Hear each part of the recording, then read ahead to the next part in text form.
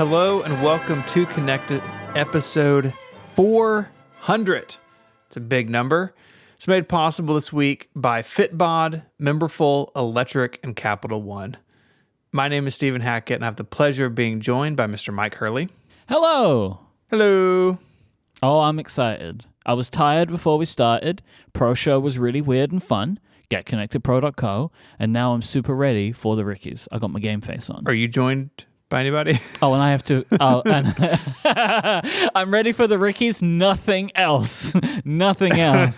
And Federici Vitici. Hi, Federico. Yes, hi. What do you think of that?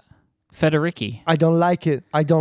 But just for this episode, though. No, you sound just like any other American misspelling my name. Do you ever get Federico? Does anyone ever call you Federico? Yes.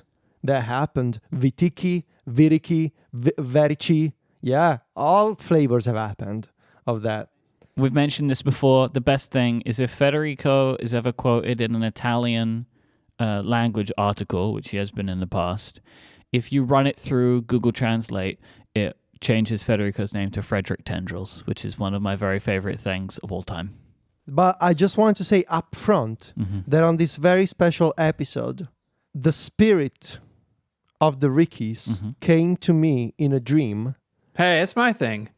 And is guiding me toward a glorious, epic, romantic, even victory. Before, just so I can take that train off the track for a minute, I will just say before we all start fighting for the next 2 hours, this is our 400th episode, which in the grand scheme of things doesn't really mean much because we did a whole bunch of episodes of another show before. 57. And it's not like an anniversary as such. We actually have an anniversary in like a few weeks' time. I just want to say how much joy this show brings me and just to tell you that I love working with both of you on this project. Thank you. I don't. And now I'm going to burn you down to the ground. Now you're going down. 400 is it's a nice round number. Our 9-year anniversary together is coming up, which is wild. Is that a paper anniversary, right? I think it is. There's something to that. Aluminum foil. It goes around again. So, eventually it's just going to go around again. What, the paper anniversary? Yeah, I mean, you get enough of them, you're going to run out of things. Because paper's usually first anniversary, but it's also... Apparently it's pottery. No. Is what Matt's saying. I don't know if that's... I'm going to make y'all each an ashtray in art class this week. It's going to be great. I'm not going to have a lot to do with an ashtray. Can we do it together, but like in the scene from Ghost? Okay. I'll be one hand, Awesome. Steven's the other hand. We're both wrapped around you. That's how that's going to work. No! It's a pottery wraparound, guys. We're doing it. What a shame that you're not going to be in San Jose because we could have done that, you know? Okay, see, that's what you're missing. This could be us, but you play. That is truly what we're missing. Yeah. If someone could make an image of that for us, please send it to us. No, if someone can do that, they should unplug their computer and throw it out the window. If you're about to make that, don't. No, I need it. That's how you get in trouble. We talked about connected fanfic a couple weeks ago, so here we are. But we didn't get any. Not yet. Which I'm not sure whether to take personally or not, you know? Well, yeah. Anyway, we've recorded this episode in advance. This has ramifications for the Rickies, which we'll get into later on. But just as it's an important thing to mention up front. But this episode was recorded on the 26th of May. It's worth noting, because we already spoke about Connected Pro. Connected Pro members got this episode early. Just an additional bonus because we love our members. We also love all of our listeners. But hey, we're just, pushing the Connected Pro right now. I mean, regular listeners got it a few hours earlier on the regular day. Ooh, so everyone gets it early, Stephen, you're kind. You're very kind to do that, I think. Thank you. And if you listen live to the show in our member Discord or just on our website, you got it even earlier than everybody else. That's true. And if you were in the document before we started recording, you saw it was going to happen before we recorded it at all. Yeah, and if you were there for our rehearsal that we do before every episode, where we do the entire show, and then we do it again, you heard it even earlier than everyone else. Well, you and I do it. Federico sends a stand-in, which I find a little insulting. But it's nice to talk to the one true John every week, Interesting. If you just show up for rehearsal at some point, then it wouldn't be a problem, Rehearsals. Interesting. Interesting idea. for a podcast. So yeah, 400 episodes. Somehow people are still listening to us. Thank you very much. Yeah, that's it. We love you. Most of you. So this is the Rickies episode where we do our predictions for WWDC. As we stand here on the 26th of May, there are no rumors. There's nothing. Yes, this is the necessary context for this game. And I've got to say, considering how close we are now, we're like, a week and a half away? Kind of hope it stays that way, but I don't think it will. But as it's right now, there's no reports of really anything. There's not been any big Bloomberg article, no big 9to5 Mac article, no Mac rumors, nothing, right? No one's reporting on, hey, we got this stolen build of iOS 25 and we're going to tell you all the features in it. None of that's happening. There's little bits and bobs that we might talk about later on, but nothing that I think seems like super like credible in the way that we would normally say. Where according to people familiar with the matter, iOS 16 is going to get wallpaper packs or whatever. The people said. I heard square watch sides. They're going to talk about that at WWDC. Oh man, it's my Ricky pick. Flat-sided watch. The lack of rumors is interesting. I wouldn't say it's not. I don't think it's concerning because obviously they are announcing something. I think honestly that they're just doing a better job than ever at locking down the software leaks. I can't say the same for hardware because we basically know what the iPhone 14 line is going to look like already, but that's a different thing. I think with software, they have improved. That if the last minute leaks happen, and they always happen, and when they do, it's usually because you've reached the point where the information has been given to departments like PR and marketing, and it's in a lot of different hands internationally, right? That's the thing. Because when Apple announces iOS 16 on Monday and the press release goes out 20 minutes later and it's already been localized in 50 different languages, that means that press release went out 10 days before or 2 weeks before to a bunch of Apple departments and offices all around the globe. And so website builds, right? Like here's the iOS website. And website builds. And localizing the website and making sure that those localizations are correct. And some of these people, they are contractors. And I know because I've known some of these people that were contracting jobs to translate for Apple, right?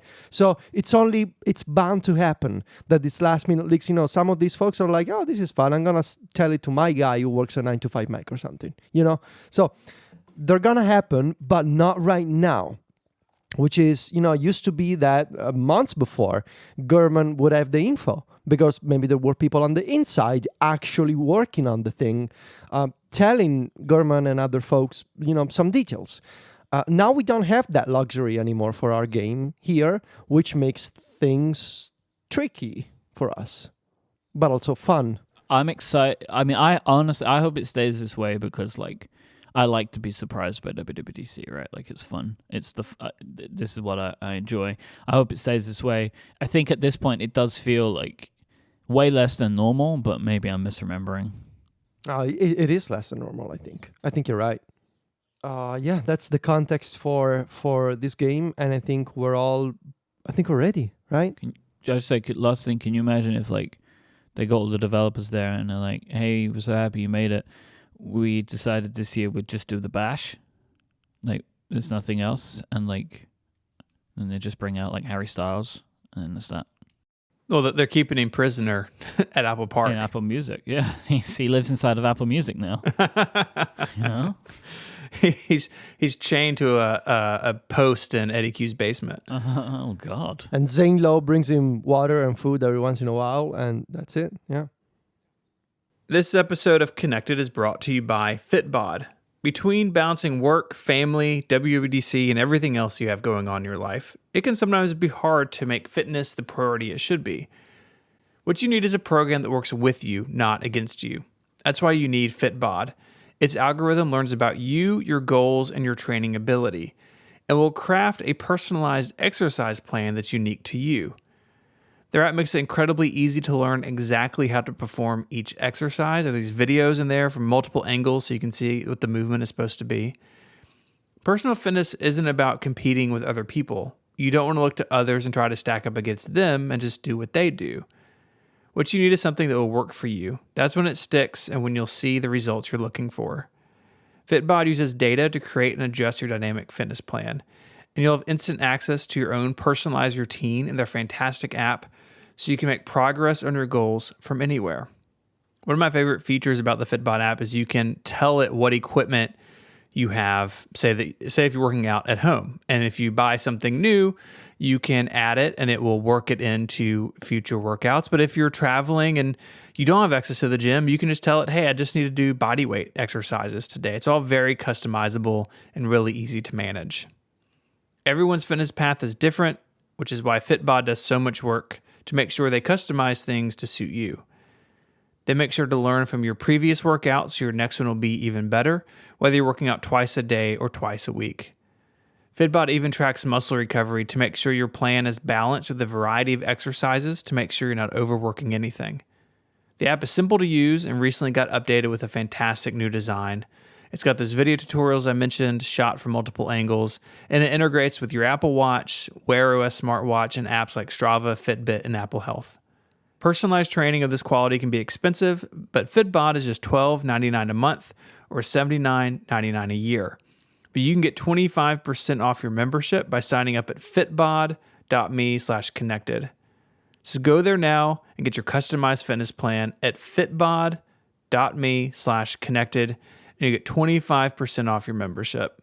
fitbod.me/connected. Our thanks to Fitbod for their support of the show and Relay FM. It's time to read the rules. The rules. Wow.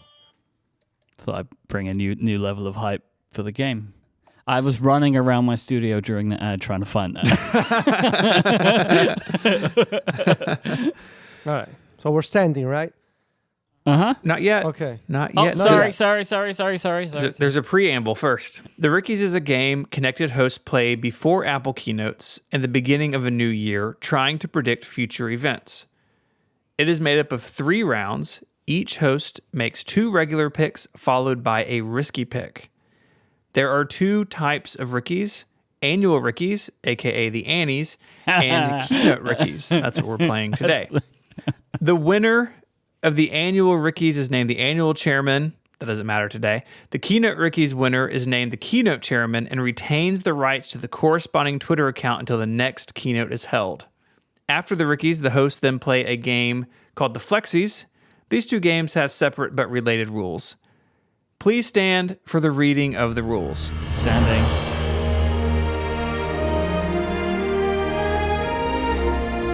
Correct regular picks are awarded 1 point. The language used for regular picks must be finalized and agreed upon during recording, and no partial points may be awarded. Correct risky picks are worth 2 points, but wrong ones will cause a point to be deducted from that host's total. Picks must have been approved as risky by the 2 other hosts before the start of the game.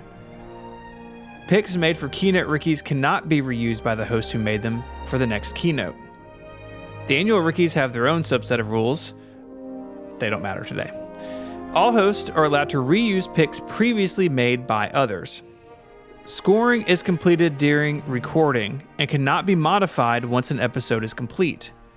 In the event of a tie, dice by pcalc must be used in Relay FM mode to pick a winner. Jason Snell has a lifetime ban on flipping coins in relation to the Rickies. Coin flips by Jason on other podcasts are allowed, but are frowned upon and subject to public shaming. For keynote Rickies, the scoring window starts when the event begins and closes when the picks are scored. Any information used in scoring must be publicly verifiable at the time of recording. The order of picks is set by the previous performance. The winner of the previous associated game goes first. The previous loser goes last. Winners will be recognized during the closing ceremonies. As a reminder, I am the current annual chairman and Federico is the current keynote chairman. Past results can be seen at rickies.co and rickies.net. These sites also have pages about managing your own scorekeeping at home. You may be seated. That's the first time with the new rules. The new rules have a different energy to the old rules. It feels more formal. It does feel more formal. We have to see how we're gonna have to try these new rules on for size in this game. See how we feel about. Yeah, I don't have any suggested changes, but maybe some will come up. Yeah, you never know. You never know. There might be some crimes committed. AKA the Annies. That really got you, didn't it? It did. I forget every time. Annie's is good. I like it. Should we do round 1? Okay, so the order of the regular picks is me, Steven, Mike. Mm-hmm. So I'm going first. So this is my first pick for the WWDC 2022 Rickies. Okay, my first pick is... This is a big lead up. The next version of iOS brings changes to notifications. Wow, I'm not sure the hype was worth that. Yeah, I know. But that's how you play and win the game, as was suggested to me by the spirit of the Rickies. The spirit of the Rickies is not a passionate spirit. The spirit of the Rickies, first of all, is a person. I had this dream of a person close to us who whispered things to me about the Rickies. What? So, Was it Jason? No. So the next version of iOS brings changes to notifications. Now, non-graded, I want to add some context around this pick to explain what I think we're going to get. So first of all, I think we're going to get a new design. I think the current design of the notifications, like the banners that come in at the top of the screen, and the long list of these like rectangular notifications in Notification Center is boring, it's old, it's gotta be something else. I mean, there has to be another way to group those notifications together. And I feel like, so we're gonna get a new look maybe for the notification itself, maybe a new look for the buttons, for like the actions that you can perform on notification. So you're including in this just a simple like design change, or are you after like structural change, or I guess either? Either. Anything. Anything. Right? Any change to That's pretty notifications. broad. Well, I mean, yeah, that's what you do in a regular pick. That's true. But That's for true. I additional mean, yeah, I'm context, not. I also think the more important part here is the management of notifications. This is what I want more. I don't care about the design. I just want to always have new tools to manage my notifications. I don't think they quite nailed how you can manage notifications. The notification summary is a good idea, but it needs to be expanded. It needs to do more. It needs to be more customizable. You need to be able to create multiple summaries containing different apps.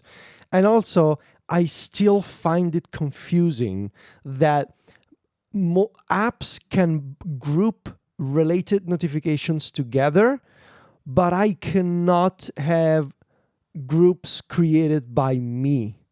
Like an Android had this years ago with the thing called channels, I think. And it also didn't go well because Google did that feature, then they never iterated on it, I think. But basically, like, I want to be able to create my, like I can create my own focus modes. I think the system should offer some better grouping by default. But then I also want to do, okay, these are, I don't know, club notifications. And it's like emails from MailChimp and notifications from this particular Discord and notifications from this particular iMessage thread. I want to have those controls because right now all I get is a simple list. And it's impossible. Like once you get over like 20 alerts in Notification Center, I never bother to manage them. It's just, I'm giving up and I'm clearing all notifications. So I don't know what I want, but I know that I want something more than this. Yeah, I'm totally on board with this pick. I want this stuff. How confident do I feel about it? Not very confident. I feel like I've asked for some version of this for like the last 7 years, right? Like better notification management. But I guess the ray of hope was last year that they actually seemed like that they were trying some stuff, right? With focus modes, time-sensitive notifications, all that kind of stuff. I think that Apple took it in some not great directions. I really don't like that they removed the deliver quietly option on notifications. I just really like that as an option. I totally forgot about that. I love that option. Yeah, you have to go into settings and manually recreate it by unchecking and like making specific choices. So what used to say deliver quietly, and then it would only send them to the notification center when you pulled up, and it wouldn't give you anything else. You can still get that, but you have to go into notification settings and like turn it off in certain ways, right? No banners, only on the only in notification center, not on the lock screen, I think is the incantation you need. But that deliver quietly setting was removed, I think, because of time sensitive or whatever. But that's things like that. Where it's like I thought that was a really great feature, and it's something I used to use a lot because I've always enjoyed that since they added it. Of like I have my notifications that I can just see on my lock screen, but then if I need more of them, or if I do want to see other things that might be happening, I can pull it up and I can see other stuff right that's below. But so yeah, it's a shame, but I would love to see more notification stuff just in general. That would be so good. All right, I'm up next, and I'm going to say widgets gain interactivity. We had this in the old style of widgets. Remember our friend James tried to shove a calculator into a widget, and then Apple banned him from the App Store. And then we got new widgets a couple of years ago, and they look amazing, and they can do all these things, but you can't carve out individual sections as like individual buttons. You can't, for instance, have a text field. I would like a widget that just like lets me type something into a specific note in Apple Notes, or if you're into Obsidian, maybe something there. And you can't do it. You can deep link into sections of apps, but you don't have real interactivity. I'd love to be able to stop and start timers in Timery from a widget without having to open the app. All of these things would be so awesome. And, the widget technology, I think like way under the hood, it's kind of based on similar things as like complications on the Apple Watch. Yeah. But with like the timeline data and that sort of thing. But it's time for them to mature past that and really become kind of like little applications that are running all the time. This would be so welcome on all platforms. That'd be great on the phone. It'd be great on the iPad. It'd be especially great on the Mac. And it's just such a shame that these things they're basically just pretty billboards. I love them. I have a bunch of widgets on all my devices, but I really want more. I really want to be able to quickly do tasks, especially on the iPhone, without having to open and dig through an application. So how do we qualify? How do we recognize interactivity here? I mean, you have to be able to tap something on the widget and it does something about opening the application, right? Here's a few suggestions here.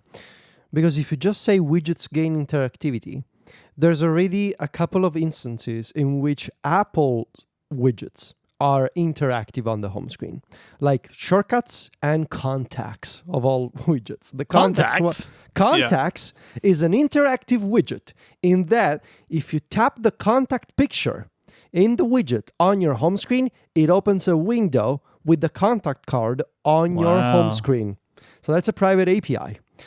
So I think, first of all, what Steven means here is third-party widgets. Yes. And I can even, I guess I probably should clarify that. Yeah.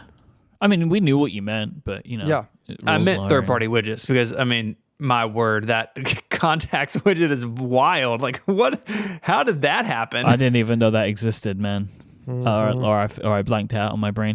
While we're talking about contacts, I would like to air a frustration I have. Please. Like when you click on someone's contact card or like in messages where you like tap the thing and you tap the little eye to bring up the thing so you can call someone, that you get like call, message. Oh my God, yes. Yes, I know where you're going. Why does it never remember which one I want? When you try, there's something that always happens to me. When you try to copy a phone number from contacts. Yes. And you long press, the copy button doesn't come up, but it accidentally registers your touch as a tap on the phone number, and it starts a phone call. Oh so my what God, we're saying that's the is worst. All of that contact card stuff is terrible. Yes. But I just don't understand, right? Like I only ever want to use FaceTime audio to call basically everyone in my life because it's better than a phone call. But sometimes it does that and sometimes it doesn't do that. And sometimes like this is the thing I do not understand, right? So like I've been having this video, right? Like I'd maybe try and call her on FaceTime audio or whatever. And then sometimes it like calls an international phone number that's in her contact, like her contact card. Like, why are you doing this? Right? Like, why are you doing this? I only ever want to do one thing. And it's like the button just always says call. And it's like you'll find out what happens when you tap it. That's tangent number 1. Tangent number 2, thinking about widgets, made me think about Widgetsmith.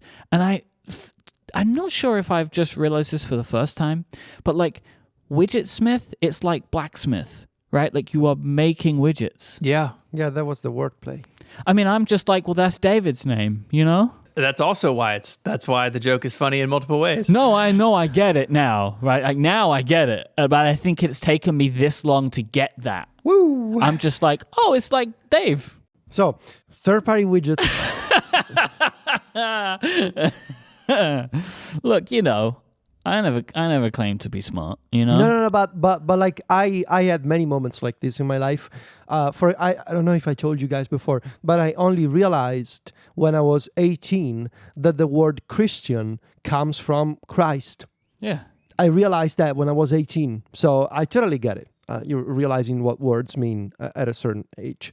So third-party widgets gain interactivity. I think like we'll know it when we see it. What interactivity is like, because otherwise, if you try to nail this down with specifics, like, oh, do you mean that you can tap into a text field and it shows the keyboard, or do you mean that you can tap buttons? Like yes to all of that. So let's just say interactivity and be done with that. Yeah, Feels like an easy one to judge, right? Because it's going to be something that widgets can't currently do for third parties. And if I had to guess, the keyboard access will not be on the table for these. I think at most we can hope for, hey, you can have individual buttons that do individual things, and they don't always have to open the app when they're tapped on. Wouldn't be surprised if it was like, if you make one of these 5 types of applications, Yeah. Oh, gosh. you can now have this Siri intent, and this Siri intent will allow you to do the thing. Those are the worst ways they do things. My first pick is no dedicated AR, VR, MR, however you want to call it, hardware is introduced at WWDC. A negative pick. Yeah. Okay. So no hardware, like no introduction, which means they're not doing it. No hardware. I don't believe they're going to show off a headset at WWDC, right? Like is what I'm saying. I don't know if there's a better way to phrase it, but I think you know what I'm saying, right? Like this headset that's been rumored so heavily that's going to be Apple's first foray into this mixed reality world. Yeah. At this WWDC, we're not going to see that hardware. What if, I'm just going to throw this out there. I don't think this is happening, but let's just say there's an update to the iPad Pro at WWDC.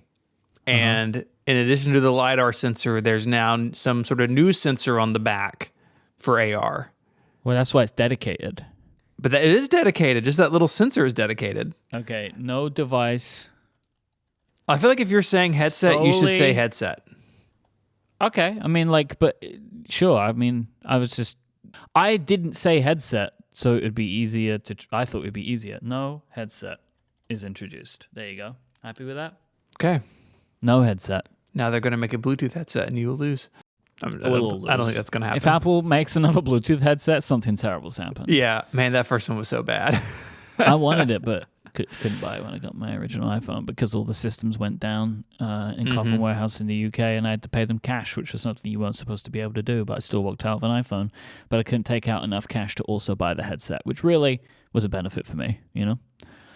Yeah, I don't think there's going to be a headset. I think that may have been possible that they were going to show it off at this WWDC, but I think all of the reports and rumors seem to be indicating that they won't do it. I still stand by what I've been saying, I think, for like a year now, which is I never think that this would be shown at WWDC. It doesn't make sense to me. Like, give it its own 90-minute presentation, right? Like, do the whole thing, because you can announce it 6 months before you ship it. Like, there is no reason to show this off now and get developers working on it now if you're just going to ship it in September or whatever. Like, you show it off, give it like a good 3 to 6 months, just like the Apple Watch, let people build their apps for it, build their experiences for it, invite people down to your new developer center so they can try out the hardware, like, and just roll with it that way. Like, this feels to me like they could either do it with the iPhone or just do it on its own. And that's how I think it's going to happen. But I don't think they're going to try and squeeze this into a WWDC keynote. It doesn't seem like it's necessary to me. I have a problem with the way this pick is phrased. Okay. Because if you say is introduced, and if they only do a teaser, then you could say, well, it's not an introduction, it's a teaser. Seen. No headset is seen. You happy now? Okay. This pick has been like ripped within an inch of its life, and it did not needed, in my opinion. We all knew what this one meant, but we all happy now? No headset is seen. That works for me. Hang on a second. No Apple-made headset is seen. There you go. Done. Done. And now no I'm happy. Apple-made headset is seen. But if it's in a video, do you really even see it? But what if they Shut up. mention it? What if they Just mention shut it? up, okay? What if they mention No it? Apple-made headset is acknowledged in any way. Here's something I Is just that need not- to... yes. You think they wouldn't show it, but they would mention it? Well, look, I'm just trying to avoid a potential scenario Yeah. in which what if Tim Cook goes wild and it's like, oh, by the way, guys, we're working on a headset, but I just wanted to mention this without showing anything off. Then I get the You know? point. This isn't a Ricky, right? My pick is this. No Apple-made headset is seen. That's it. If they were to say, hey, we're going to do a headset this year, but don't show it, I still get a point. So it's not You can't- seen. you know. Okay. It's not seen. Okay. I'm fine with it. Yeah. Cool. You know, Tim Cook used to walk around and be like, the wrist is an interesting place, you know, before the Apple Watch. What if he comes out like, Yeah. there's a lot of interest at Apple in the head and the face. Yes. That's what I meant. The pure eyes. We're really interested in your eyes. That's right. we're looking right into the holes in your eyes. Well, I mean, he's been saying this stuff about AR for years, right? Since before AR. Oh, yeah. Yeah, he wants to have charts and graphs in AR for meetings. Okay, that is round one. As a recap, Federico says the next version of iOS brings changes to notifications. I say third party, Third Pigeon? third Pigeon widgets, third party widgets gain interactivity. Mike says no Apple made headset is seen. Pigeons. No pigeons gain interactivity at WWDC. They have pigeons in Cupertino? Jason posted a pigeon gif in Discord. That's a Pokemon. Well done, Jason. Well done. Well done. This episode of Connected is made possible by Memberful. Memberful is the easiest way to sell memberships to an audience used by the biggest creators on the web. Generate sustainable recurring income while diversifying your revenue stream. Here at Relay FM, we have been using Memberful for years, and our experience with them has been nothing short of incredible. They're a great group to work with, and their tools they give us to diversify our income, not only as a company, but as individual hosts, has really alleviated a lot of pressure we felt, especially as the pandemic first set on a couple of years ago. And it continues to be a bigger and bigger part of our business. And without Memberful's tools, we wouldn't be able to do it. Maybe your financial situation for your business has changed over the past few years, and you need a proven solution that's quick to launch so you can stabilize your business and grow. Well, Memberful handles the hard stuff so you can focus on what you do best while earning revenue quickly, while leaving you with full control and ownership of everything that relates to your audience, your brand, and your membership. It has everything you need to run a membership program: optimized checkouts, Apple Pay support, easy member management, dashboard analytics, free trials, gift subscriptions, and more. Plus, it integrates with a bunch of cool tools you're probably already using, like WordPress, MailChimp, Discord, and a lot more. You can even now use Memberful to send paid email newsletters. And what I really like about this is then you can turn those newsletters into blog posts on a members-only website, so they live on the web for your members to see in the future.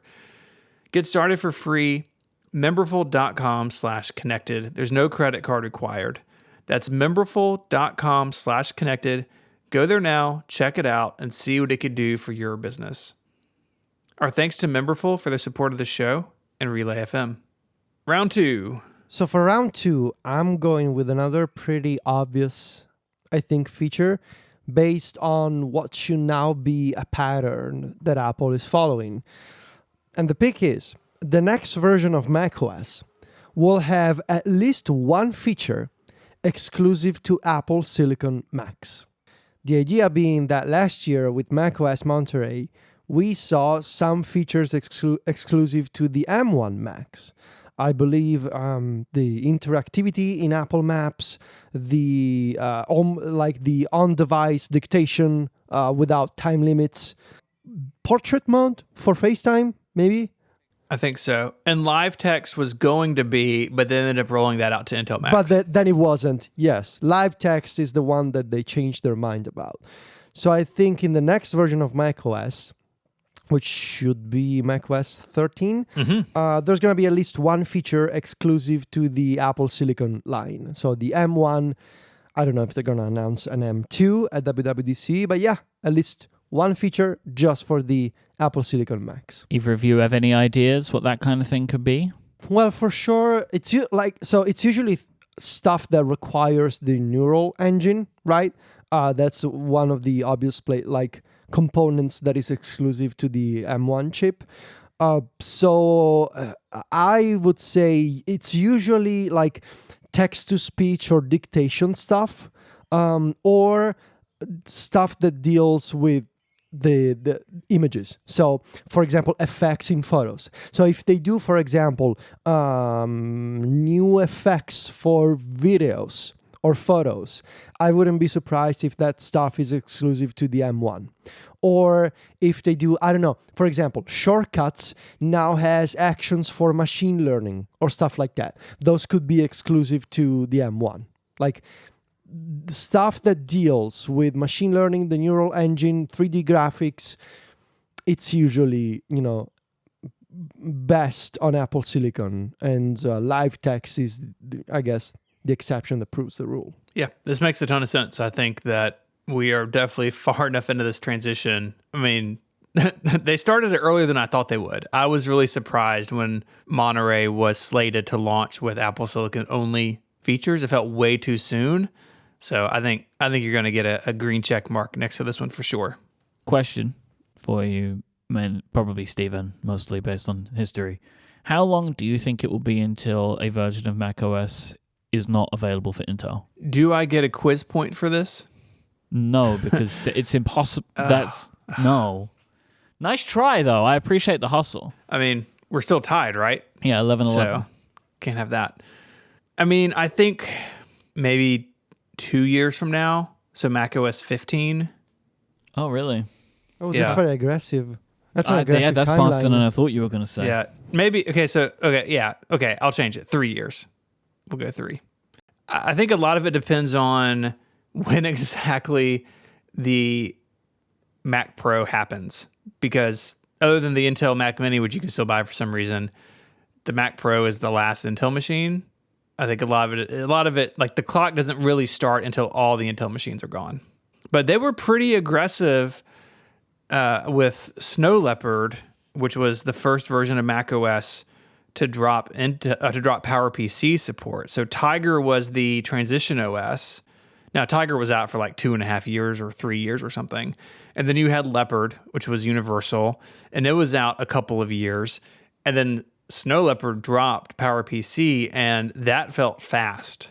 And so maybe they'd be a little slower this time. There's a way more Intel Macs than PowerPC Macs, that's for sure. So who knows? At least 3 years. Okay. My pick, and we're going to talk about what happened with this pick in a minute. But let me get through it first. Yes. iPadOS is updated to include a more desktop-like mode with resizable and overlapping windows. Oh my God. This was my Rickie, but it had an additional clause that said when used with an external trackpad and keyboard. But it was deemed unrisky by the two of you because of a tweet from our friend Steve Trouton-Smith about some changes pushed to WebKit that sure seem like they're preparing it to be in an environment on iPadOS where windows could be resizable and overlapping. This is so unlucky for you. 2 hours before if he would have published this tomorrow. Yeah, I need to be clear, Zach, in the Discord. This was in the document 36 hours ago. Yep. Yes. And I said to Steven, like, you're gonna lose because of this pick. Like, I believe the word "mad lad" was used because we did not think that this was possible. No. I said, I took a screenshot and I said, Steven, aiming for that loss again with this pick. 2 days ago. I mean, I'm still not convinced personally, but let's talk about it. Okay, so some context, because I've been chatting with STS, obviously, and I was doing some reading on the GitHub commit. So there's a couple of commits on the GitHub project for WebKit, which is open source, and this is not the first instance of WebKit revealing some potential changes to iOS and iPadOS. So the reason why Steve thinks this is related to iPadOS multitasking is they are referring to, and I'm quoting from the commit, multitasking mode, in between quotes. That's the way they're referring to this. Multitasking mode, they never mention iPad, they never mention iPadOS. The commit says iOS as the platform, which wouldn't surprise me if that's actually iPadOS, because internally, a ton of engineers still refer to iPadOS as iOS. So it's referring to multitasking mode. It's the same core, yes. They're not really separate OSs. They're the same OS with like a thin layer on top of UI changes. It's referring to multitasking mode. What's more interesting is that it's referring to this dynamic resizing that can happen horizontally. So the thing is, right now, there's not really dynamic resizing with split view. Even if you place two Safari windows side by side, it's the content is not resizing dynamically. If you try to resize a window in split view, it's not like the Mac. The content is blurred out when you are resizing a split view on iPad. Yeah. When you let go of the dragging, then the content refreshes. And it's fixed sizes too, right? And it's fixed sizes. Mm-hmm. So these commits are suggesting that there may be this freely resizable, called dynamic resizing, I think, happening in multitasking mode. Dynamic viewport size updates. Yeah. Can I read a little bit from this? It's right at the end that seems really weird. Please, yes. Add a helper method to encapsulate whether or not multitasking mode viewport behaviors should be used. This should be true only when both desktop class viewport behaviors are active and multitasking mode is also active. Desktop class viewport behavior. There's also something to better describe how this flag affects the adjusted target scale during dynamic resize. It sure sounds like this is going to be a mode you can enter and exit. Yeah, it does. Or that something happens and it, like, to the system, right? Yeah. And during this time, pro mode. Do you remember that conversation? Mm-hmm. Mm-hmm. Yeah, interesting. Made me think like when Mark Gurman mentioned that, when we did that Twitter space thing, it just comes out and says, yeah, I think it'd be funny, it'd be interesting if Apple explored the idea of a pro mode that changes the UI if you're using a keyboard and trackpad. And I was like, yeah, sure. And now I'm seeing this, and he wrote about it. It's like, were you guessing or not? Actually, like, did you know something? Well, anyway, now. Your pick, Steven. Uh-huh. And I'm just having a conversation here. Okay.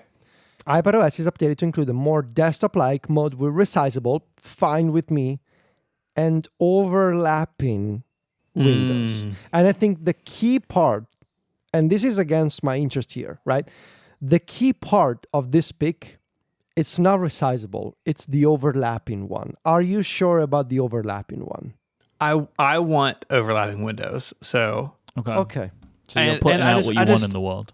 But I see what you're saying. And like when I moved it from Rickies up to a regular pick, I almost pulled out overlapping. And I guess I still can. I mean, we simplified Mike's pick. I think you should. No, we didn't simplify my pick. We made my pick way more complicated. Well, we made it more specific, I'll say. Yeah, I think you're not going to get that part. At least not the first time they do it. That would surprise me a lot. All right, I'm pulling out overlapping windows because I guess this really could just be, hey, we have an M1 in this iPad. What if we showed content when it was being resized? Ooh! which is such like a holdover from like the very first version of slide over and what iOS 9, 8, whenever that was. 9. A lot of it was like, we're going to just put a little block of translucent material over your UI until you make a choice. It was so strange. So maybe this is just preparing the way for that being fixed, but the desktop mode language makes me feel good. What you've just said there, though, now I'm like, are you now just saying that, like, if it's only split view, but I still see the content moving, that's your pick? Like, that doesn't feel like what you're... No, my pick is a more desktop-like mode with resizable windows, and we just have to see what that means. See, now it's... No, but you see, we don't like to play that way, right? Because now it's like... Yeah, so, see, now it's complicated, actually, though, because what if they don't change anything? What if you still have split view with 2 apps at the same time, but you don't have the fixed sizes anymore? You can freely resize the split view. You see where I'm going? Like that doesn't feel like desktop mode. That desktop mode.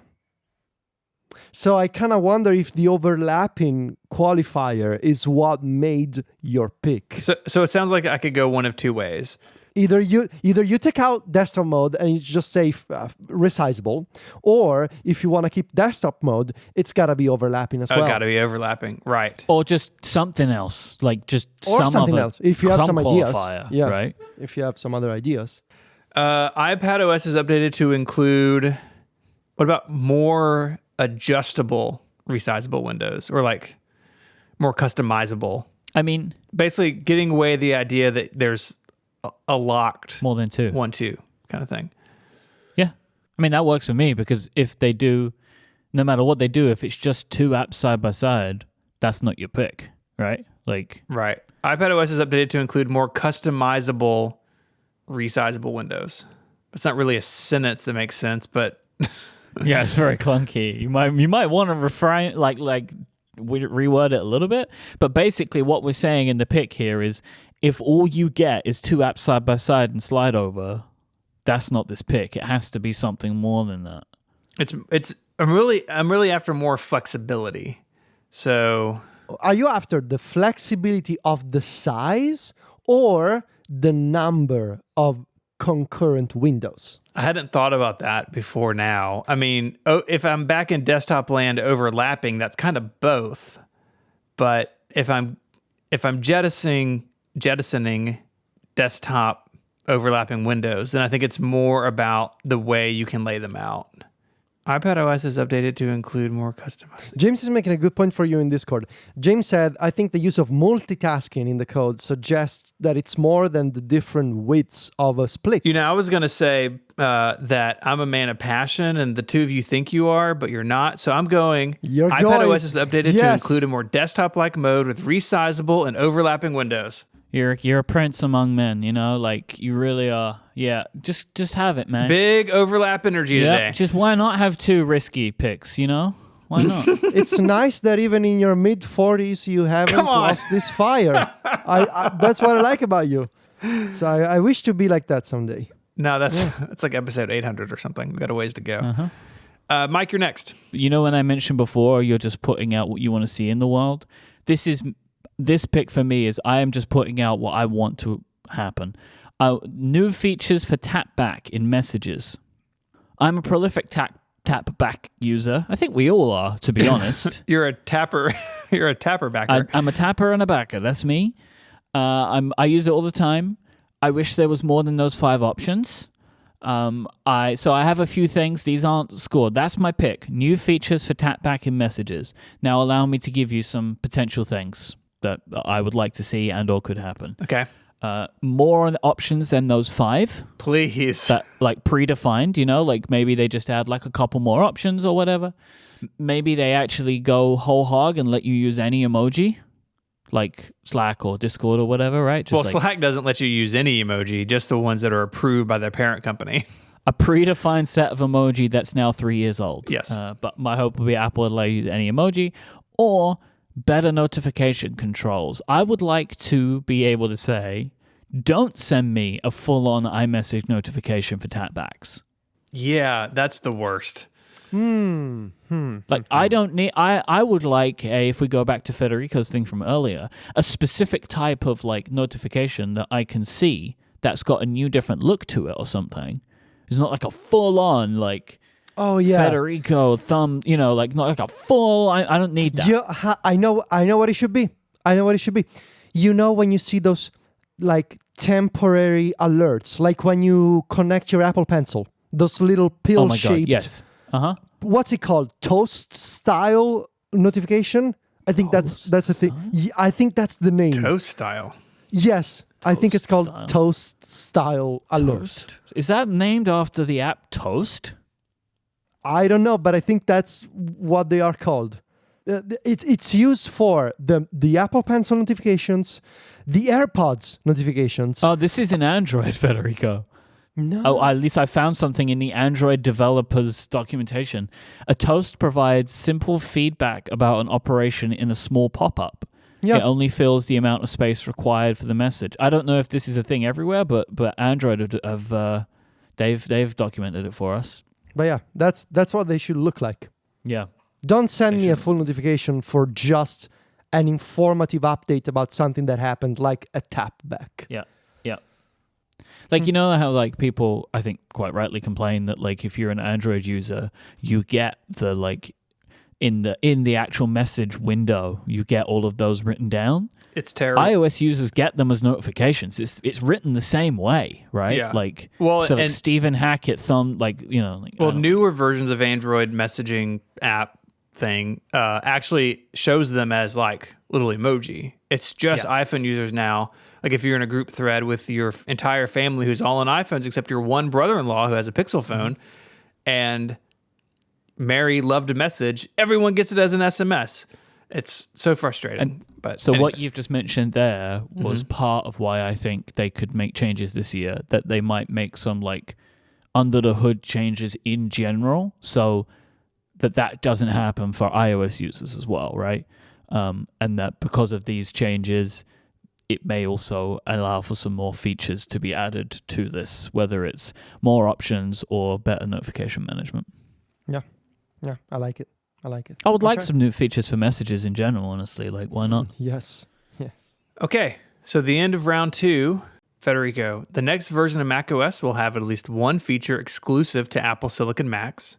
Your future event chairman, iPadOS, is updated to include a more desktop-like mode with resizable and overlapping windows. I don't think you're allowed to editorialize in an official capacity like this. And Mike, who is the loser this time, new feature for tap back in messages. Someone's got drunk with power over there. How are we feeling after round 1 and 2? Very positive about this, actually. I feel confident in 50% of my picks. Yeah, I'm just repeating what the spirit of the Rickies told me. I feel pretty good. Not 100% confident, but pretty good. Pretty good. It's time for the real game to begin. This episode of Connected is brought to you by Electric. When you're leading your small business, it's not all glamorous stuff all the time. In fact, sometimes it's a matter of spending hours trying to find a laptop lost in the mail for your new hire, or dealing with some other technical emergency that comes up, which you're well equipped to deal with, but you don't have time anymore as someone who's trying to grow and run a business. The team over at Electric know small businesses, maybe like yours, face these challenges. That's why they've solved this problem for you by operating as your IT department. Instead of spending your time sorting through unused app licenses, setting up laptops for employees, and answering never-ending IT questions, you can focus on building your empire. With Electric acting as your IT department, you can get back to what you're good at, plus you get a really cool IT platform to see and manage everything. Delegation as a business owner is super important, and it's really hard to do. But when you can take a task or a set of responsibilities and give them to a trusted party, it means you can really focus on what you need to. And that's where Electric comes in. If you've got these tech needs in your business, you should go check them out. And for Connected listeners, Electric are offering a free pair of Beats Solo 3 headphones for taking a qualified meeting. Just go to electric.ai/connected. That's electric.ai/connected. Go there now for your free pair of Beats Solo 3 headphones today for scheduling a meeting. Our thanks to Electric for the support of the show and Relay FM. For this risky pick, I try to think about when's the last time we felt more productive on our iPhones. My idea being that in the early days of iOS and iPhone OS, there were a ton of changes that Apple was bringing that actually improved the way we use our iPhones. Like I'm thinking about notifications, notification center, and copy and paste, obviously. And we haven't seen that kind of, I don't want to say innovation because we've seen innovation in other areas of iOS, but like give me new tools to actually work better with my phone. Maybe, the last time was when they added the scrolling on the keyboard when you hold down on the space bar. But also last year, they did something else on the iPhone. They brought drag and drop between apps from the iPad to the iPhone. And that got me thinking. My risky pick is the next version of iOS gets split view support for multitasking to use two apps at the same time. Now, my thinking here, let me clarify and add some color that is not part of the pick. I think this will work in both portrait and landscape. I don't think this will be a landscape only feature. I think this will work in the two orientations. Now, let me make my case for this feature. Okay. Phones are bigger, and maybe they're getting even bigger, and Apple seems to be discontinuing the small iPhone. This feature, in my mind, I think it could be exclusive. It could be one of those features that they can upsell you by saying this is exclusive to the Pro iPhones. So the iPhone, 13 Pro and Pro Max, 14, just the Pro models from the past few years, depending on RAM limitations and stuff like that. Maybe from the 11 onward or something like that, but basically only the bigger phones. I mean that kind of breaks down if the rumors for this year are to be believed, that there's going to be a regular phone that's the same size between the 14 and 14 Pro, and there's going to be a 14 Max and a 14 Pro Max. Like maybe it's not so much about size, but it's about, hey, these Pro phones have additional RAM or something else. Yeah, it could be that. I wouldn't be surprised. I think it's going to be both things, honestly. But yeah, I agree with both of you. But I think they have to do both things. The drag and drop between apps, it would really be an enabler for this feature in that now that it exists, it's there and it's kind of convenient, but you never really use it on the iPhone right now because it's awkward. You're dragging something, then you need to exit out of the app, choose something else on your home screen, and then drop it. Instead, with two apps on screen at the same time, you can just grab something and drop it on the other side. It's much more natural, and the technology is already there. Next, I think this will require, obviously, changes to the Adaptivity, Auto Layout, and Size class engine that we've seen on iPad before. Apple will be bringing that to the iPhone if they do this feature on iOS. And that work on having these smaller resizable windows, maybe could potentially be helpful for iPad developers too. Like if Apple is allowing iPhone apps to be resized at half height, maybe, those changes, it could be part of, I guess, a bigger series of changes that they're making this year. Obviously, Android has had this feature for a while. For many years, actually. I think Android has had split view in both portrait and landscape. I don't think Apple will give you the flexibility that you have on Android. Like, I don't think they will make split view resizable on iPhone. I think it'll just be 50-50 with no options to drag to resize or anything like that. The new multitasking menu that they did last year on iPad, that could also be used as the interface to manage this. And the way I see it, I think it's going to look like this. You open the app switcher, you grab a window from the app switcher, you drag it up or down, and you dock it on one half of the screen, and then you pick something else from the app switcher, and you've created a split view. Or you can use the multitasking menu, which could be shown up there in the title bar or not. And lastly, I will mention this. to build my case. The design of the new Safari that they did last year with the bottom-oriented UI is kind of already ready for this potential feature. If you already have an app that contains its most important controls in the lower half of the screen, if that app gets resized in a split view, those controls don't need to move at all. They can just be a pop-up that already fills half of the screen. And then when you're done with those controls, they disappear at the bottom. So taking all these together, all these potential signs together, plus obviously the fact that Android has had this feature for a while, and they haven't really done anything new on iOS in a while in terms of like, there's this totally new thing that now your iPhone can do. I think it's time to make it happen. So once again, the next version of iOS gets split view support for multitasking to use 2 apps at the same time. I have a bunch of thoughts about this. 1, I want it to happen. 2, like you, I'm very into this idea. And developers can opt into it or whatever. Obviously, not every app's going to support it. It would be just like going back to iPad multitasking. But there would be a bunch of apps where this would be fantastic for. 2, I think it will work fine because picture-in-picture video works great, right? And like having freedom of movement, like all of that kind of stuff, like that's basically, it's not even half, it's less than half of the screen. And I can very easily use the 2 things at once. I can watch video and I can do whatever, look at Twitter or whatever, right? Like, so you can split the screen in half and it'll work fine. My only question mark around it is, I wonder if, no, as I'm saying this, I'm realizing the issue in it, but I'm just going to say it anyway. Because they're going to be releasing more bigger phones, I could see a case that they wouldn't show this off until they show off the new phones, but then they wouldn't give anybody any time to get it ready. Yeah. So I could imagine them, because there's already big phones, recommend people do it at WWDC and then make a bigger song and dance of it when they show off the new phones in September. I'm going Galaxy brain here. Or they're deep, buried in a session somewhere. Maybe it's about iPad desktop mode that's coming. Definitely coming. They say, hey, we support all these size classes, but you also need to make sure that your apps not only can adjust width-wise, but also height-wise.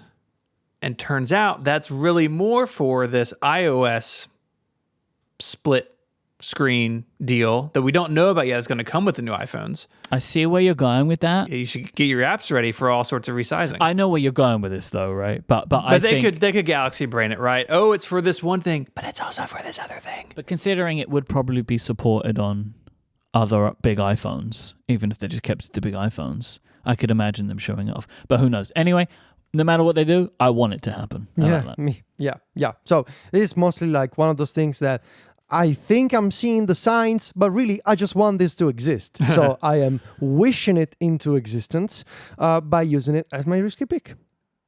That's how it works. Steven? The new version of macOS brings back Dashboard as a way to place widgets outside of the current notification center. Okay. This is what happens when you need a risky pick within an hour. Yes. You bring Dashboard back, Yes. So this is where I'm going. So let me just ask you, why? So the way this pick is phrased, it needs to be called Dashboard, and it needs to be about widgets. What makes you think they won't just let you place widgets on your desktop? Because then to see them, you have to look at your desktop. And I don't know about y'all, but right now I can see 1, 2, 3, 4, 5, 6, 7, 8, 9, 10 overlapping windows on my Pro Display. All right, I want to ask you a question. Steven, how will you bring Dashboard into your life? What will you do to invoke Dashboard? There'll be a button like there used to be. Put it in the menu bar somewhere. Right, and how will you do it? I will probably remap a keyboard shortcut to it. Because what I'm thinking is most people do a pinch gesture, right, on the trackpad, or, yes, like a button. But you can also press a button to look at the desktop or do a pinch to look at the... I use a hot corner to show the desktop. Yeah, the hottest of corners. I just don't think the desktop is the right place because some people... I don't disagree with you. Yeah, I mean, some people keep their desktop really nice and tidy. Like I have exactly one file on my desktop right now. Mine is empty. Other people Maybe people that I'm married to, for instance, their desktops are chaos and they don't organize things to a grid or alphabetically or in stacks or anything.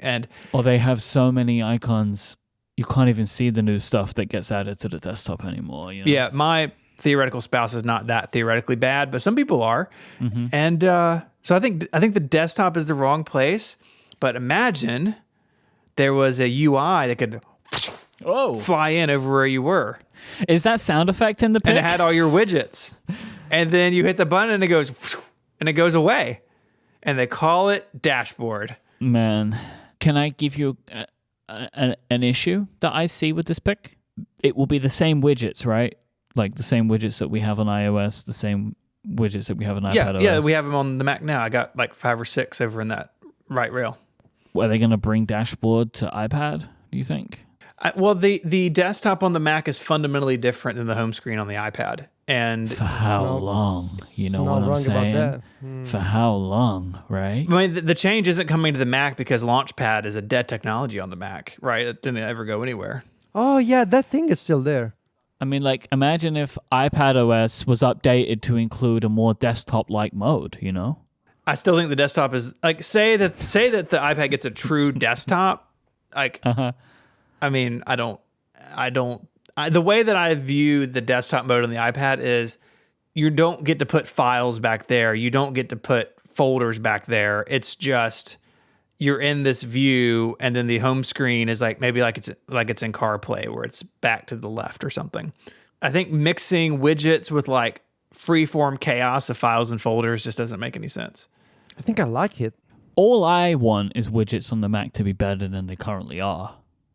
However they choose to do that, like, you know, so I can get both a better widget experience and a better notification experience. I want both of those things to happen on the Mac. Yeah. If they have to bring back dashboard to do that, let them go for it. Because like right now, so like by default, I have a 32-inch screen.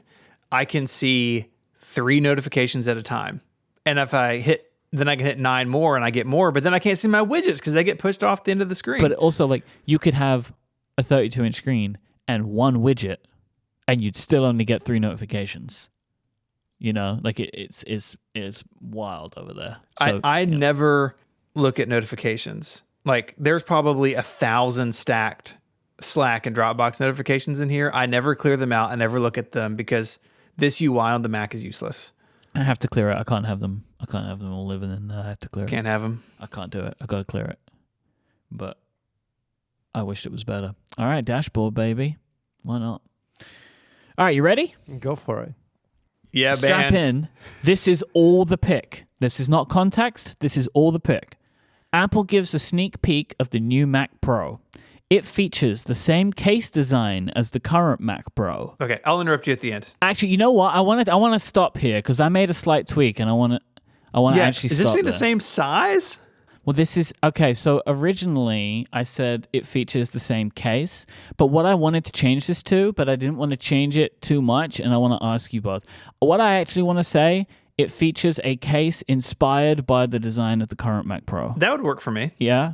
Is that okay? Because I want it to look like, I think it's going to look like it, but it might not be. It would be weird if it was physically the same size. But you can't put any cards in it anymore. Features a case design inspired by the 2019 Mac Pro. Thank you for that. 2019. I kind of miss mine. Well, pause that. Put a pin in that. I'm not even 20% through my pick yet. Yeah, right, keep going. We're still in the pick. I'll start at the beginning. Apple gives a sneak peek of the new Mac Pro. It features a case design inspired by the 2019 Mac Pro. It features more ports than any other Apple Silicon Mac available today. It does not have support for third-party GPUs. It features a chip name that has not appeared in any other product. It has a starting price of It has a starting price of at least $6,999, and it is coming, quote, later this year. My word. Okay. Can I remove the quote as well? Just like it's coming later. Yes, please. You got because you got to. That's the remove first the thing I quote. would have suggested. It's coming later this So year. I want to go through these sub-point by sub-point because man. What you have done, Mike, if my risky pick is a single brushstroke, you have a whole painting here of prediction. I like this. This is what I like. All right, go on. Hold on. Jason from Discord. A reminder that Mike already has this as an annual pick. The new Mac Pro will be smaller, not a cube shape. I checked the rules. It doesn't count. Annuals and it's only keynotes. It doesn't count. Are you using the same pick? No, because it's full of loads of different pieces of information. The rules state the picks from the keynote rookies cannot be reused by the host who made them. Okay. Who made them for the next keynote. So this wasn't a previous keynote pick of his. The annual rookies have their own subset of rules. Once a host chooses something as an annual pick, they cannot reuse it in that calendar year. Hang on. We need to check. Because I definitely haven't got the same language. There's no way I've said let's pull the up the same exact language of the previous pick. Annual Rickies 2022. I mean, it's a very similar pick. The new Mac Pro will be smaller, not a cube shape, feature no support for the current MPX modules, and or will allow some form of expandability outside of Thunderbolt. It will only be available in one color. Here's the thing. So on that, for me, right? No, I so feel they like are, it's in the same ballpark. It's not but the they're same different. pick. But they're different. So I mean, you're going all in with this Mac Pro picks this year, which is fine for you. But they are different, so I think it's fine. Yeah, I think you're okay. So a case design inspired by the 2019 Mac Pro. So the eyeball scoops, front and back, handles. I think shape too. Like I think it was going to look like that guy. I mean, I would love it. I would love it if they just scaled it down. Like it's just a little smaller. Like that little G5 on Steve Jobs' desk, that thing? Yeah, tiny little guy. It'd be great. Okay, I can get behind that. I mean, it's a cool design. That's what I said. That's what I meant when I said I miss it. I love my Mac Studio. It's an amazing computer. Oh, okay. But I miss the physicality of the Mac Pro, right? The Mac Studio is not as good looking as No, the it's Mac not. Pro. And I tried scooping some holes in the front of it. It didn't go so well. How'd that go? Look, got a little melon ball there? Like, pop them out. It features more ports than any other Apple Silicon Mac available today. Let me read you the port list on the Mac Studio. On the front, you have 2 USB-C or Thunderbolt ports and an SD card slot. On the back, 4 Thunderbolt 4 ports, 10 gigabit Ethernet, 2 USB-A, HDMI, and a 3.5 millimeter headphone jack. I think it's going to have more. That's a lot of ports. And the 2019 Mac Pro had 2 Thunderbolt ports on the top. So it's kind of like the front of the Mac Studio. And then on the I/O card had a headphone, 2 USB-A, and 2 more Thunderbolt. So the Mac Studio is already ahead of the old Mac Pro, depending on what GPU it was in. But you say they're gonna continue to push it farther.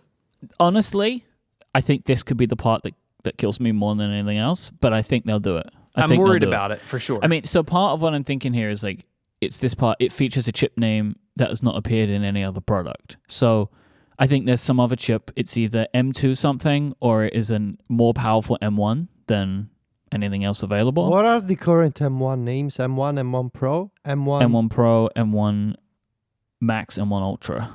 Oh, they've done Ultra. Okay. Yeah. Ultra is what's in the studio. It's the beefed one up for the studio, right? So if they keep M1 Extreme, M1 Extreme. But I actually think, I do believe, this is not in the pick, this is just a mic thing, I think that this will be the first M2 machine.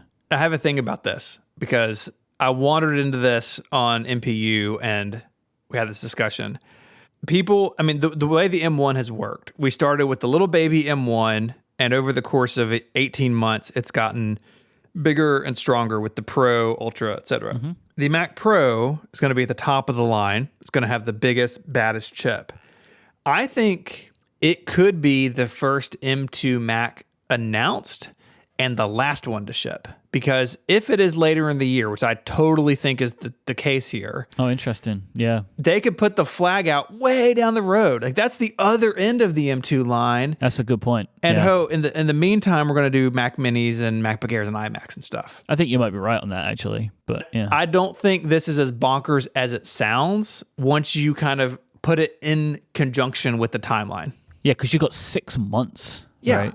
Which Before is this plenty thing of is time. probably going to roll out. And yeah, you're right. But I do think it will be M2. I think, as you're right, like between now and then, we'll have M2 machines, most likely. So I think that it'll either be called like the M2 Ultra or it'll be like the M1 Extreme or something like that. It might not start with that, but I think it will. I actually don't think, this is again not in the pick, but I don't think they will offer a chip in this machine that you can get in another machine. Because I don't see why, right? Like, I mean, especially because I don't think it's going to have the same level of expandability as the previous Mac Pro. Right. I think it's just pure power is its thing. I think the entry point could start with the Ultra. Maybe. For people who do want to throw in, because I agree with your later pick, it's not going to support third-party GPUs, but a bunch of people, including myself, most of what I use those slots for in my old Mac Pro was for storage. And so an M1 Ultra with a couple of card slots, like that would fit a need, and it would maybe let them hit a lower price point. So I think it'll start with the Ultra, and then the upper end will be whatever this new, M1 Extreme quad system on a chip thing will be. The reason I went with the $69.99 is factoring in Ultra. Yeah, that's $1,000 more than the Mac Pro starts. Yeah. You got to get some separation, I think, because the Mac Studio exists now. I think you've got to kind of price it that way. The Studio frees the Mac Pro up to be bananas. Mm-hmm. And that's what I think they'll do. Okay. I think maybe a connected historian could verify this. I think this is the most subpoints we've ever had to be scored in a pick. I think the only time I've gotten close to this was the iPad Mini. But I think this is more than that. Yeah. This is a lot. And we should clarify, Federico, your pick, the actual language of the pick, because the context, let me make case for this, that's not actually the pick. No. Are you saying both portrait and landscape is part of your pick? No. Okay. Do you want to do the recap? It's going to take a while. Yes, I will. Yes. I will recap this.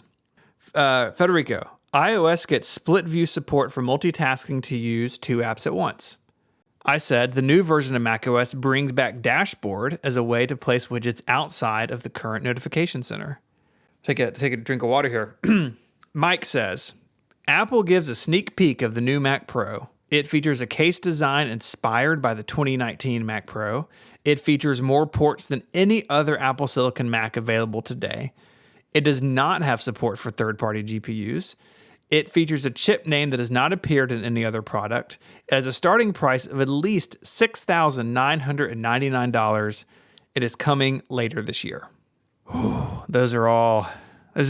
done well, I think, in our risky picks. Mm-hmm. There's some fun stuff in there. One day, I'm going to get one of these picks right, and it's going to be a good day. You historically have been bitten by details. Like one little detail, yeah. But one day, I'm going to get one of these right, and that's going to be the one people remember, They'll forget all the ones I got Someday it'll happen. Someday. Mm-hmm. Do I think it will be next time? Probably not, but I'm trying anyway. I'm trying. This episode of Connected is made possible by Capital One. Have you ever had a technical snafu while shopping online? Payment fields giving you a headache, or has your mobile banking app ever been down when you really needed to use it? Well, Capital One believes everyone deserves better banking. This means easier access to their money and more security. That's why Capital One is investing in machine learning.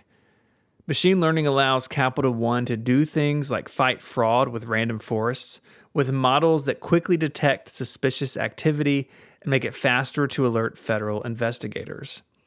And they can identify how mobile app outages happen with causal models.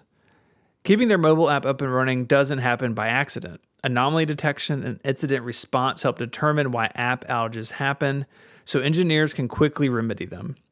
Capital One speeds up online shopping with machine learning at the edge. They make shopping with virtual card numbers smoother and more secure. This technology is based on logistic regression models and running inference in the browser. It identifies payment fields, which helps make using virtual card numbers easier and faster. The potential of machine learning is so big. See how Capital One is using machine learning to create the future of banking. Search machine learning at Capital One. Capital One, what's in your wallet? It's time for the Flexies.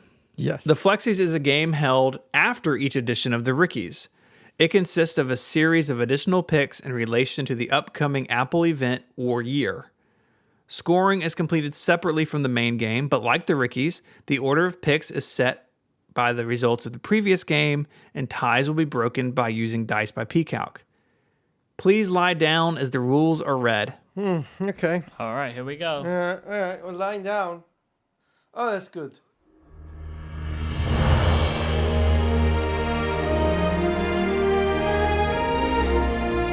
Host must make a minimum of 5 flexi picks. Each corrected pick is awarded with 1 point. Wrong picks do not remove any points, and no partial points may be awarded. The winner is determined by comparing the percentage of correct flexies made by each host.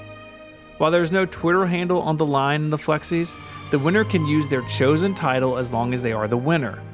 Federico shall be named Prince Flexi, Mike has chosen Duke of Flexington, and Stephen is the Attorney General Flexi.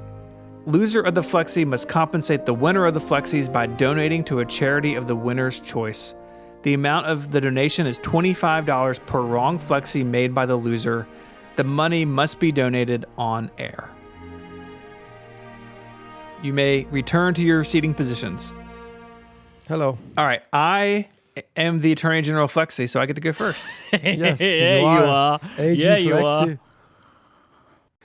Number 1, a presenter references the fact that some developers are at Apple Park for the keynote.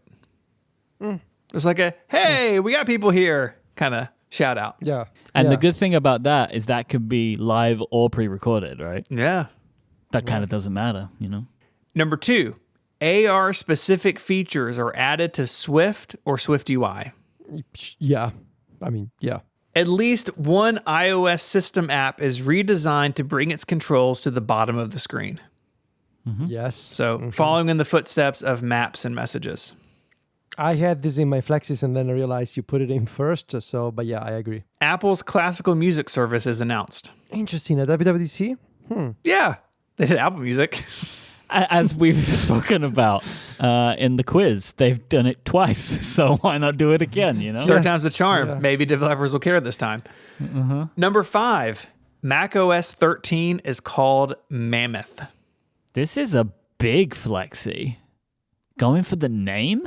I think they're going for Sequoia. I Put in think as a it's better Flexi, name. son.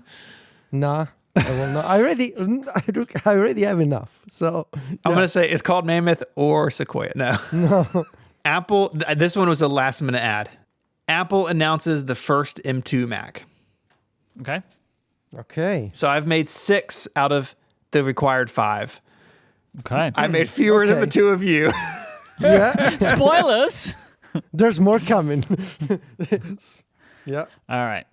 My turn. 1. Tim presents some portion of the keynote in front of a live audience. Okay, question right off the bat. What does some portion mean? Like he walks out on stage before they hit play on the video? There's some Apple employees, I think he means. Like it was pre-recorded, right? Yeah, but he says live audience, which makes me think developers and press. I think this needs Then I don't. some clarification. Well, I mean, I don't actually have to do this for the Flexies, but like, I'll tell you what I'm thinking. So, because this has changed, this pick a few times. So, like, I think Tim will present live and, like, it will be on the video, right? So, people watching at home will see that Tim is presenting in front of an audience. Of us? Of developers? Well, this is the next part. Okay. Originally, my intention was, like, developers, but there is at least one live audience, right? As we are recording right now, me and Stephen, we know we're going to be at WWDC. We don't know if we will be with developers or on our own or none of the above. So I think Tim Cook will present some portion of the keynote in front of a live audience. If I was going to guess, I would assume it would be in front of the developers. It would be weird if they had, like, It's like there's developers out there. You press people, you're allowed inside. But who knows, though, right? Maybe Who they knows? do the State of the Union in front of developers and the keynote in front of press. I don't know, right? Okay. I don't have an answer for that, but there will be at least one live audience, and I believe Tim Cook. I've actually been wondering. I don't know if I mentioned this on the last episode or not, which is funny because we recorded it yesterday. Mm-hmm.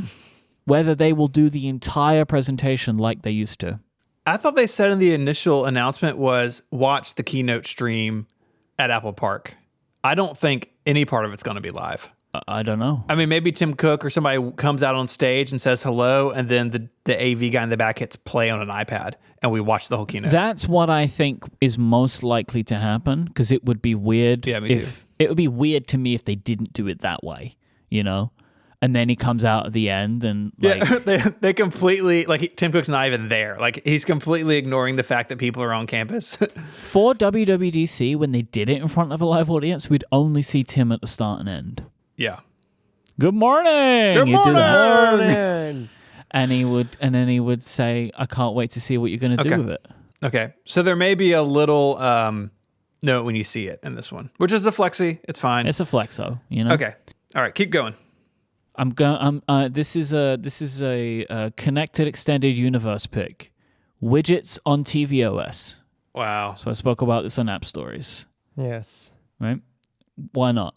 When I said it, I was like, I like this idea. I want it to happen. Why not? Pick 3.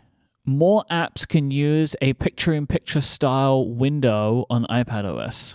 Yeah. So like Quick Note, basically. Mm-hmm. Yeah. Yeah. 4. Redesign of the Home app again. It needs it. Yeah. Yes. Yeah. 5.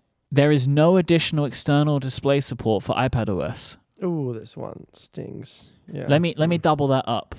With this was originally one of my picks and I changed it, but I think I still kind of believe it. iPadOS multitasking remains fundamentally the same as the iPadOS 15 version. So by that I mean 2 apps and slide over. That's very sad. Very sad. It's historically been a good pick to make, right? You're not wrong. Historically, your odds over the last Yeah. 6 versions of iPadOS, you would have got points for that. So You're not wrong. I'm giving it another go. Last one, 7, big improvements to SwiftUI. I think SwiftUI is going to get quite a lot of time spent, probably not in the keynote, but over the week, probably in State of the Union, and then we'll see, they might make reference to it and there'll be a bunch of sessions. But this was inspired by when we were talking about shortcuts on the Mac and how that a lot of that was built in SwiftUI, right? And it was broken in a bunch of ways or needed fixes in a bunch of ways, and that this will probably trickle out for everyone. But also, we should be seeing big improvements to SwiftUI a lot because it's supposed to be the future. 7 Flexies. 7 Flexies. Those of you in the audience who may be disappointed by these numbers, 6, 7 Flexies, I'm here and I'm delivering the passion to you with 10 hot Flexies. Are they all hot? They are all sizzling hot Flexies. Every single one of them individually is a sizzling hot Flexi. Yes. It's All right. boiling hot Flexies. Oh, are they getting And hotter? they're Boiling getting hotter by the They're getting minute. hotter. The boilies. By the, I don't like that. I'm here and I'm bringing the passion to close up this episode. All right, so strap You in, 10 certainly Flexies. didn't bring it in your regular picks. No, you I know did. what I'm I saying? played very smartly according to the spirit of the Rickies and what he... Wait, did the spirit of the Flexies tell you it needed to be hot? No, so the spirit of the Rickies is one thing. Okay. The Flexies are more inspired by nature. It's more of a natural occurrence. All right. The Flexies are more of a... Yeah. Just hit us with them. Number one, Shortcuts gets an API on iOS and iPadOS for apps to run shortcuts directly without URL schemes. So basically what they have on macOS, but also on iOS and iPadOS. Number 2, Shortcuts for Mac gets personal automations. Yes, please. Please. Big missing feature from last year. Number 3, you will be able to set light and dark mode on a per website basis in Safari. Yeah. I think AKA Sherlocking. AKA Port Sherlocking. Noir. I'm sorry, Noir, but I think they're going to Sherlock that. Uh-huh. Number 4, Apple brings Quick Notes floating thing, like the floating window thing, to iOS. Right now, that Quick Note picture-in-picture thing is only on iPad. I think they're going to figure it out on iOS as well. Or in general, they should. Number 5. The music app gets an updated design in the Listen Now page. I really dislike that page. The information density is all wrong and it's slow to use. I think they gotta redo it. Steven, please stop highlighting my Sorry. section. Why are We you have doing told that? you so many times. We about told you so this. many times. Oh God. Okay. Just Thank you. we need to give you a sandbox. Like, you should copy the notes into your own window. Okay, go play while we read the notes. Yes. Yeah. Thank you. Where am I? Number 6, iPadOS 16. Well, no, the next version of iPadOS is more, That's fine. We're not Safe, gonna be like that. iPadOS gets improved split view with at least 3 apps at once. At least 3. I like the idea of split view with 7 apps, and they're all just like these tiny little things, Tiny splits, yes. Number 7, Apple releases a Safari API to deal with cookie consent forms. So the idea here is that those things are annoying, and developers are building their own extensions based on their own heuristics on how to recognize and accept cookie consent things. I think Apple can probably do something here and help out those developers to... I like that you have decided that Apple introduced Safari extensions on iOS and then decided to just do all the best ones. Yeah. I mean, why not? Yeah. Have you also got one for AMP in here? You want to put that in? Not yet. Number 8, you can delete messages in the Messages app. One of the best features of WhatsApp is that I can send the message, and if I regret sending the message, I can revoke the message. I can delete it. Yeah, so because you can delete them, but they don't delete for anyone other than you on that one device. They right? don't delete on the other person's. So I guess you can delete messages in the Messages app, like in WhatsApp. So we know what it means. Number 9, this is a big one for me. Apple introduces a proper Reminders API for developers. Okay. So Reminders right now, it sort of piggybacks on the EventKit API, which was originally conceived for calendar events, and they sort of stuffed reminders in there, but that API does not have any of the modern Reminders features like attachments, links, subtasks, all those more advanced repeating schedules. Like none of that is in there right now. So they should do a proper API.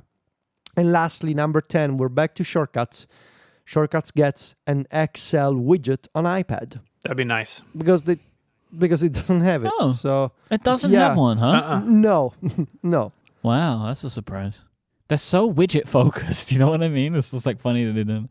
So here we go. 10 hot Flexies delivered to you. Boiling hot. Boiling hot Molten Flexies. hot Flexies. Molten hot Flexies delivered to you with passion at the end of this episode. So that does it for this installment of the Rickies. Tune in on the week at WWDC to see how we did.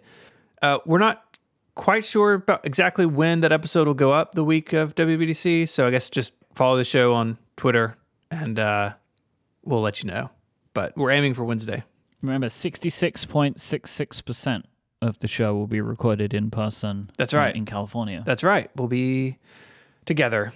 Mm-hmm. If you want to find links to stuff we spoke about, head on over to the website relay.fm/connected/400. While you're there, you can send us an email with feedback or follow-up. And you can find us on Twitter. Mike is IMYKE. Mike is the host of a bunch of other shows here on Relay FM, including Upgrade, where they'll be doing a draft for WWDC, or have done a draft, depending on... By the time you've heard this, we have done it. Unless you're a member and you're listening to the Connected Pro version, which came out days earlier. You can find Federico on Twitter at Viticci, Viticci. He's the editor-in-chief of MacStories.net, where I'm sure you guys have lots of WWDC stuff planned. sorry, Jason in the Discord just is Triple J rules. I'll sit in for Federico. No, it's John. John's not there. Jason fills in for Steven. Yeah, I'll be So there. that isn't the official rules. So unless OTJ comes out, which I don't think he's planning to. Well, you won't want to check on him with that. Is all I'm gonna say. I'll check him. Yeah. I'll check him with OTJ. Wait, is John going? Well, check with him. John, are you going? Check with him. I'm Move putting it on. out in the world. I just asked Yes. him. He'll get back to me when he hears this. Yes. Yeah. You know? I've realized that I put myself in a grave situation that Jason and I are sharing a apartment in San Jose for a couple of days when he's there.